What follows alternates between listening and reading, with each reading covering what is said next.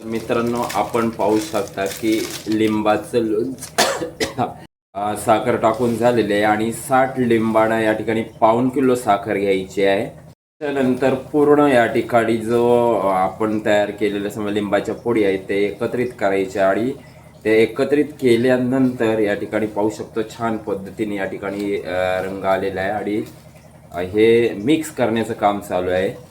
आपण पाहू शकता मित्रांनो, या ठिकाणी फोडी एकत्र केलेल्या आहेत आणि फोडी एकत्र केल्यानंतर या ठिकाणी बरणीमध्ये भरण्याचं काम चालू आहे आणि ही बरणी आपण एक 10 ते 15 दिवस उन्हामध्ये ठेवायची. आणि विशेष म्हणजे हा लोणचं बनवत असताना कोणत्याही प्रकारचं तेल या ठिकाणी वापर केला नाही आणि सुंदर प्रकारे लोणचं मुरल्यानंतर या ठिकाणी रुचकर असं आंबट गोड हे लोणचं तयार होईल आणि निश्चितच जेवणामध्ये खूप खाण्यासाठी सुंदर असं हे लोणचं तयार होत आहे.